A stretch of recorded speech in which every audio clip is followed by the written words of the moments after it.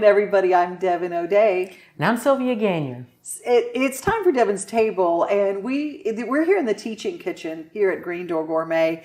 And we don't just talk about food on this show. We talk a lot about how to set a good table and how to make your table look like a home. And napkins, I don't know about you, but linens have always fascinated me. I love them. You know, where in the South, sometimes we think this is the perfect napkin. Yes. Right in the center of the table. That is only when you're having really messy barbecue. That's the only time. A centerpiece and napkins. It's utilitarian and decorative. Absolutely. But when you're talking about wanting to set a nice table, that could be for a special occasion or just every night. Okay. And it was a really fun story that I was reading about napkin rings. Oh, okay. And so napkin rings became very popular in medieval times because they did not do laundry every day and they did not have paper towels. Uh-huh. And so when you had your napkin to use for the week. So each person would have their own napkin ring. It would probably have their initials or their name in it. Mm-hmm. Maybe it was a particular, if for a finer house, you might have one that is a dog or a cat or a particular filigree to it. And Dad had the one with the dog and the wife had the one with the cat. Kind of like playing Monopoly. Absolutely. I have the one with the shoe. And you kept your napkin until it was time for laundry day. Wow. How cool is that? And so that way you remember which one is yours. I love it. We don't do that anymore with our napkins, but in order to take care of our napkins, you probably don't want to use your finest napkins on those everyday nights. Mm-hmm. So find some good, inexpensive, fun cotton napkins or a polyester napkin. Yeah. Or I don't really like the satin feel ones because they slide off your lap. Yeah, I don't like those either. And then you end up using your shirt tail because you don't want to be embarrassed to ask for another napkin, right? So you want to get a good cotton or a poly napkin that has a poly blend to it. You can get one that has a little frill or something cute if you like setting the cute table, different colors for different times of the year. I like beige napkins because they hide a multitude of sins and stains. Gotcha. You don't have to bleach them as often as you would a white napkin, but it is the sign of true hospitality to have a stark white napkin. Right. When you're tasting wine, you also would use a stark white napkin in case the walls it's really dark and you want to see the color of the wine. You can hold your glass against the white of your napkin to see the true color of the wine in a dimly lit restaurant. I didn't even think about the color of a napkin. I know that black ones are used so you don't get the fibers of the white on your dark clothing. Yes, I'm surprised I don't have fiber all over me from moving all these napkins down here already. So, but I do like light beige or cream colored napkins as well as the other.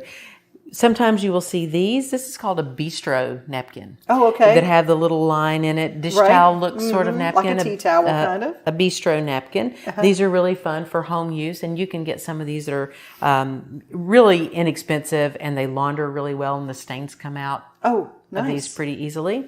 This is a standard restaurant white napkin. A little note when you fold a napkin. If no one has ever told you, there is a seam inside the napkin.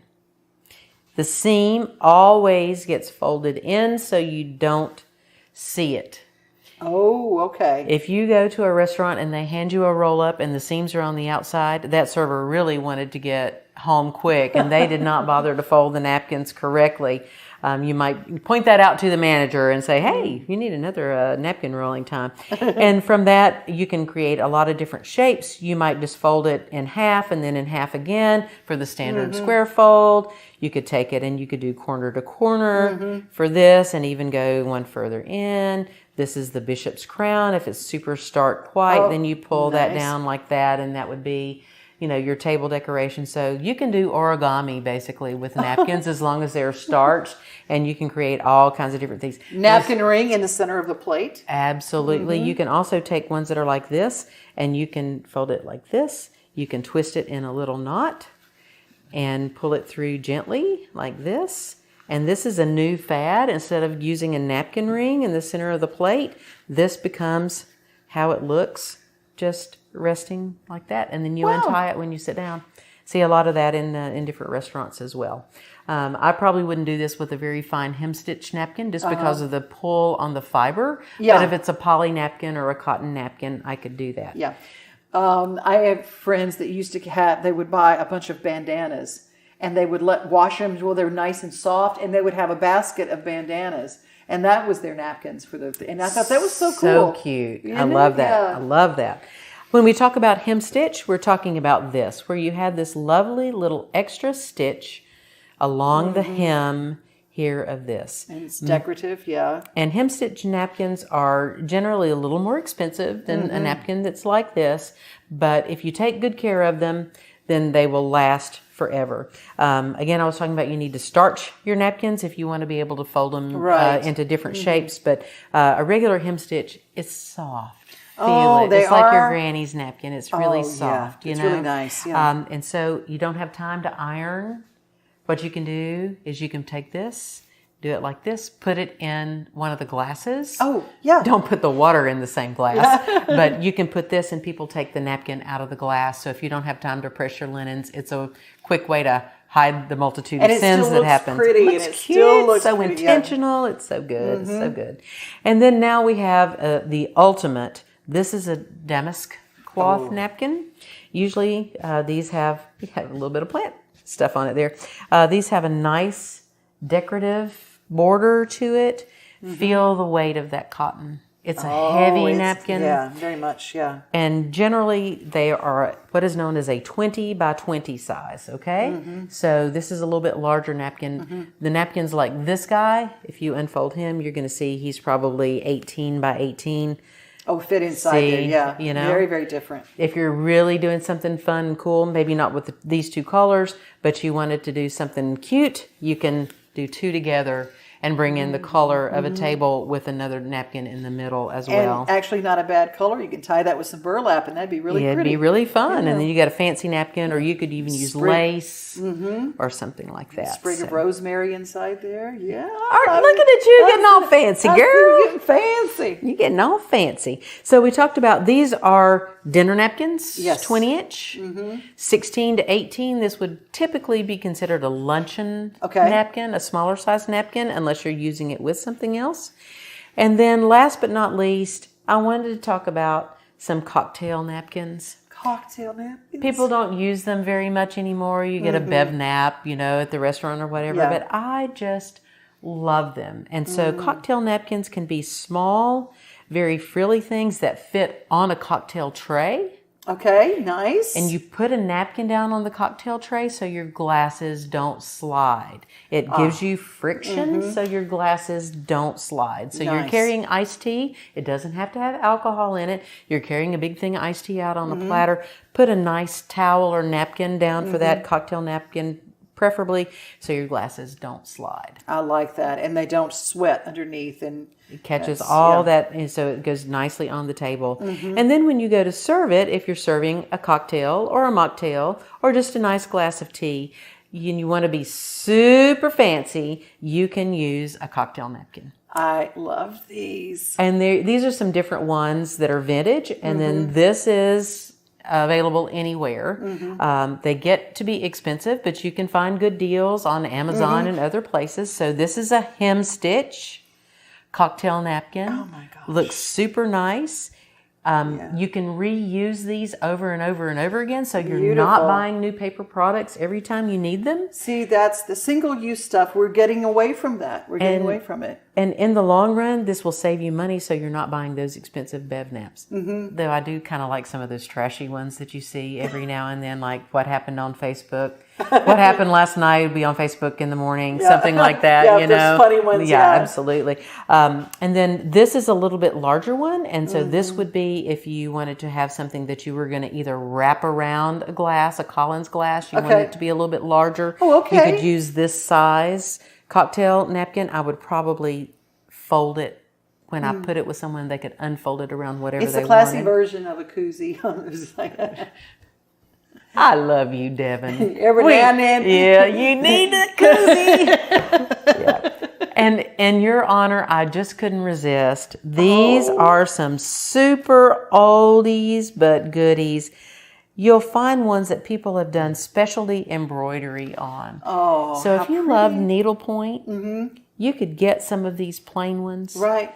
Or if you went to, say, a vintage store and you found some and maybe it had a little spot in a corner, you could embellish with your needlepoint or your embroidery skills. Put your initials on them or anything else. But they're they're delicate. They're almost transparent, but they still work as a great cocktail napkin to stop the moisture from going onto your hand. And that's the art of the cocktail napkin, so your hand doesn't get wet from holding the beverage or too cold.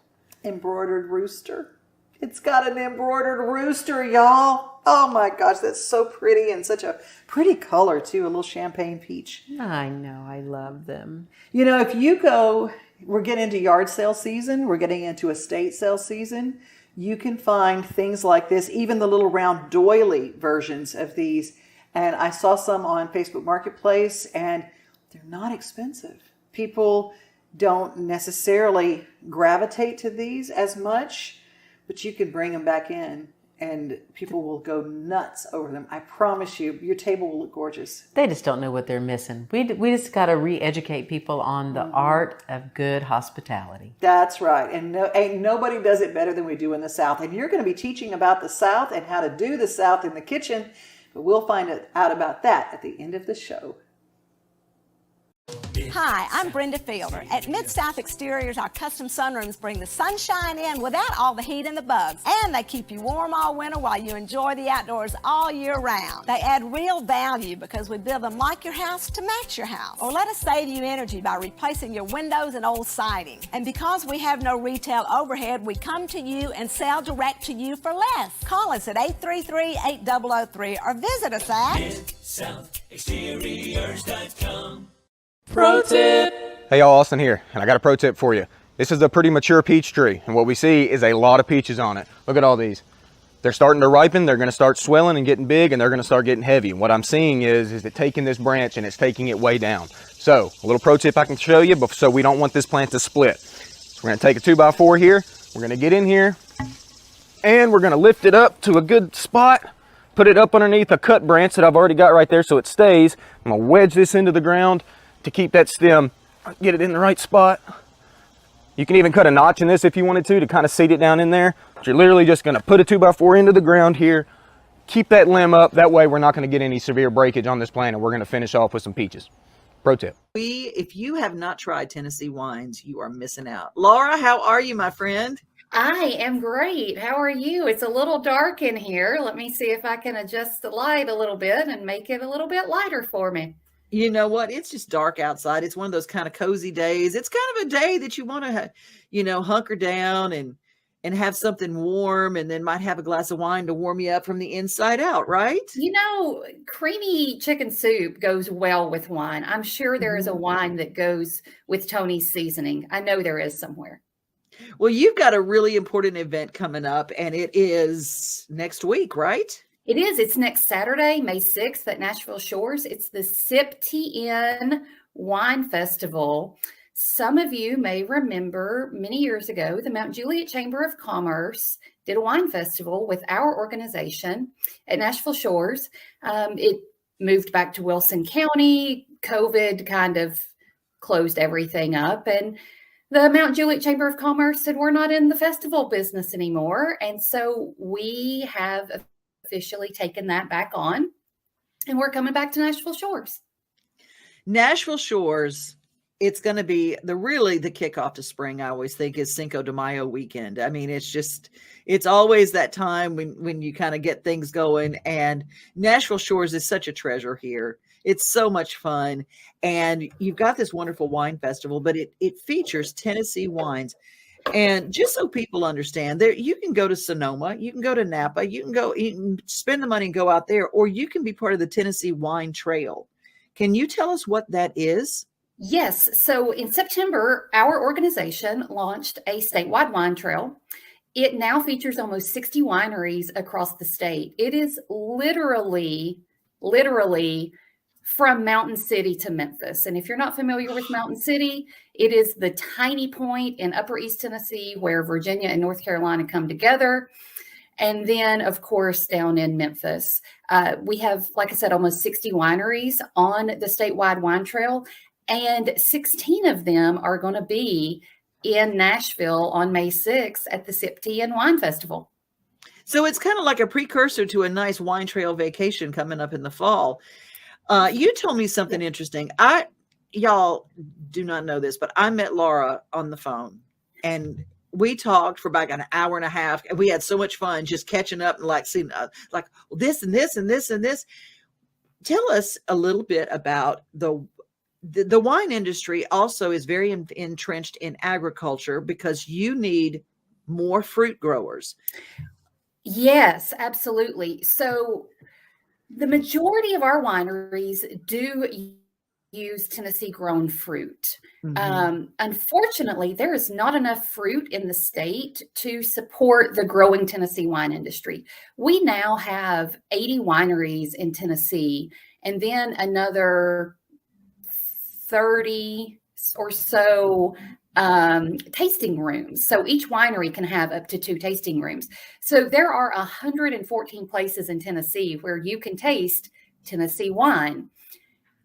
Some of our wineries do have to go out of state to get their grapes because there's just not enough fruit here in the state. And then there are also some types of grapes that just don't grow in Tennessee. So some wineries do have to go to Washington, California, and Oregon to get some of those special red grapes that people love so well, like Cabernet Sauvignon. It will not grow here, but our wineries do have the option to get those grapes from out of state, bring them back here, and turn those into Tennessee wine.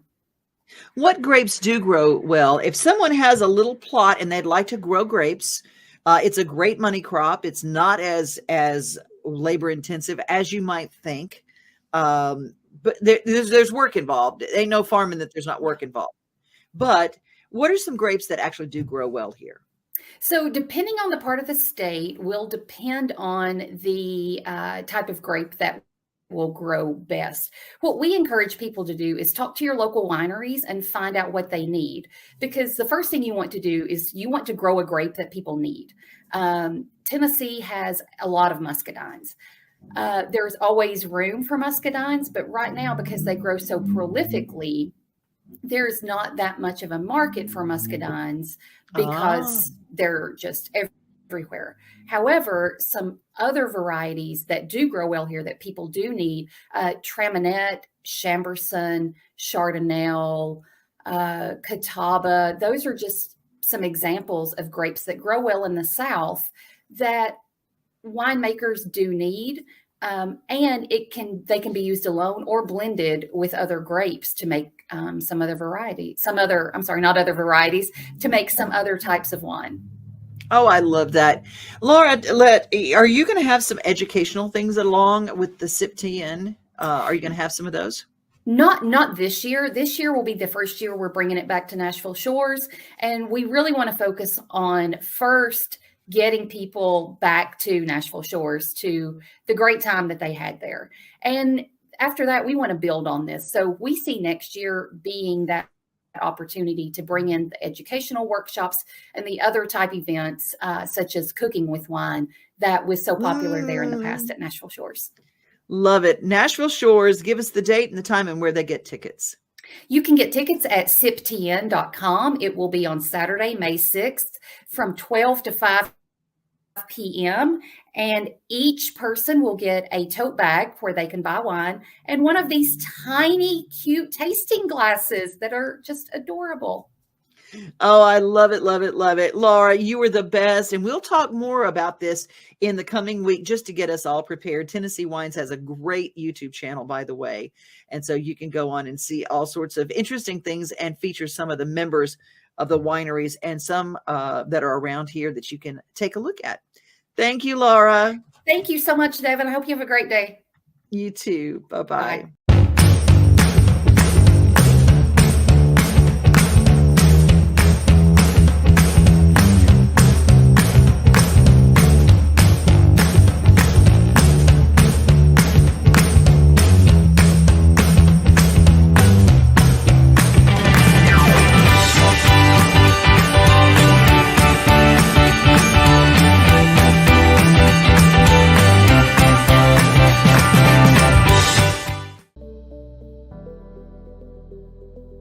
Hello, my name's Laura Foster. I'm Country Manager at the Donkey Sanctuary Island, and we're here today at our open farm in Liscarroll, Mallow, County Cork.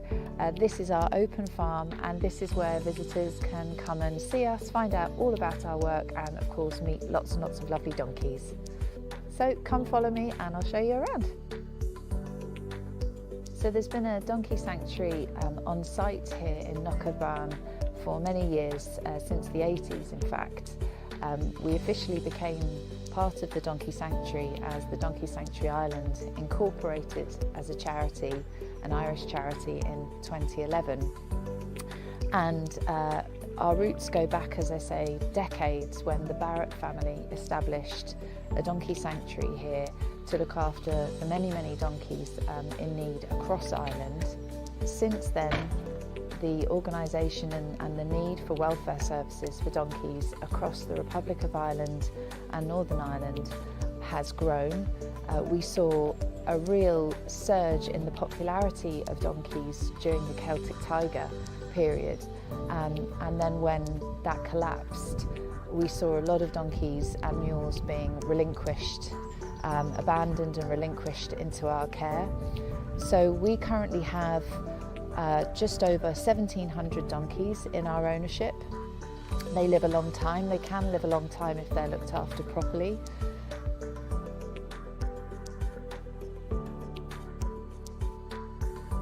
So we have 4 farms based in County Cork, and we have a number of holding bases across Ireland where we look after donkeys that we've rescued, and some of whom are waiting for rehoming. We have a network of guardian homes across the country that look after donkeys, so we have over 500 donkeys out in guardian homes.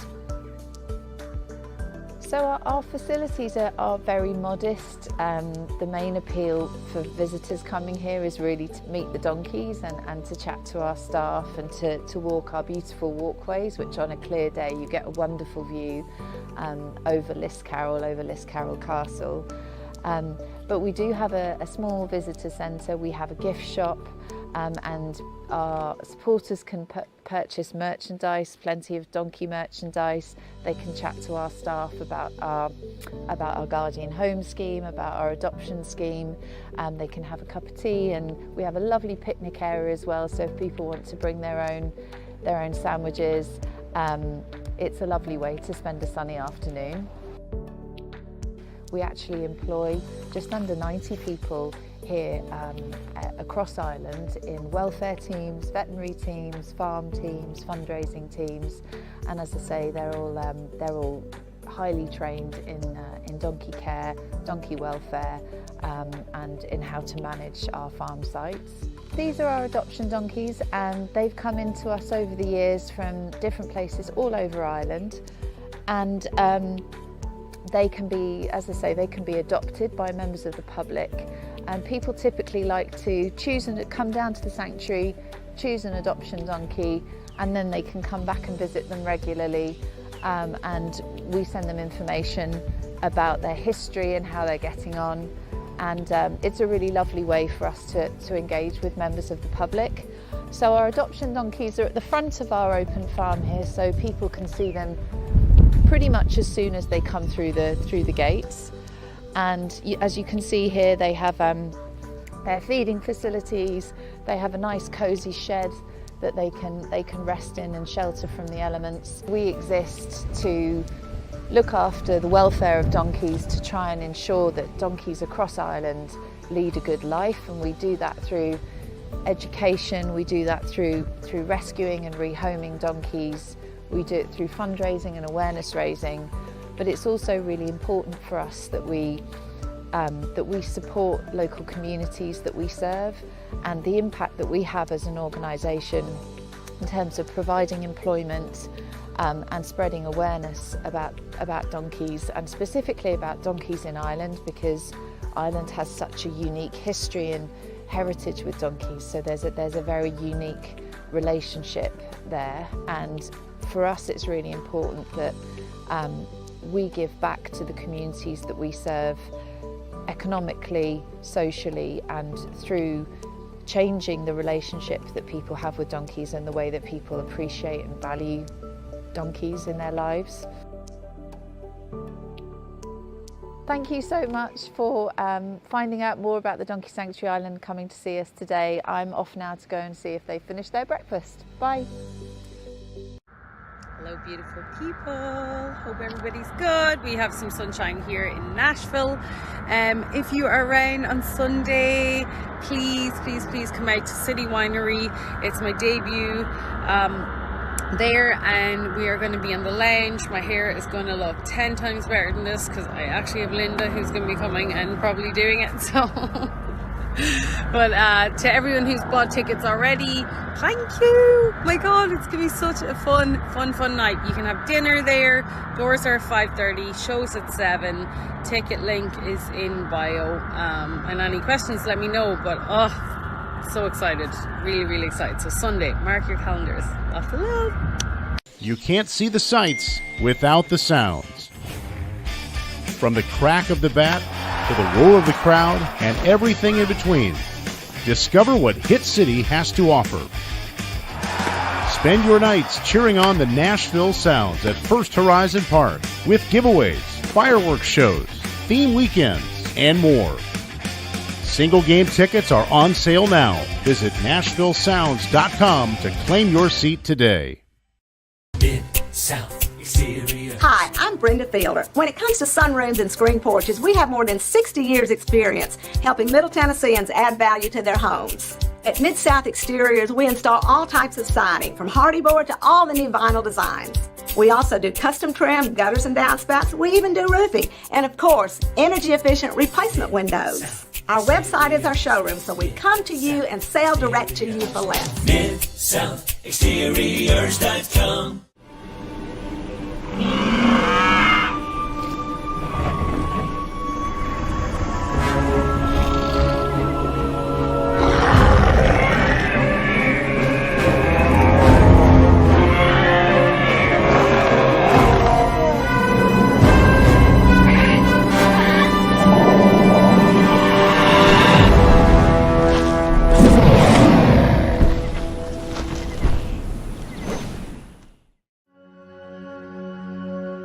All across the country, people are coming together to speed up what we can learn about health.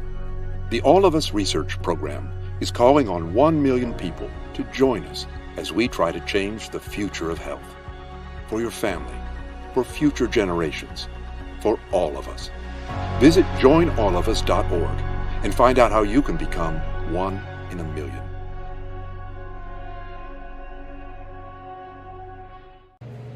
Hey guys! A couple days ago, I made the journey from Wisconsin to Tennessee to pick up my 2023 Tennessee Extreme Mustang Makeover horse. And an Extreme Mustang Makeover is a competition where trainers have 100 to 120 days to gentle train and compete with a wild Mustang. I am excited to start competing in the adult division. The past couple years I've competed in the youth division, but now I've moved up into the adults, and I'm super excited for that.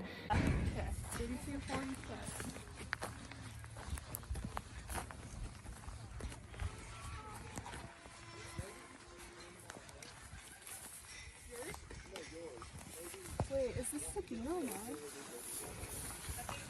Seriously, the Sabino tag? Oh yeah.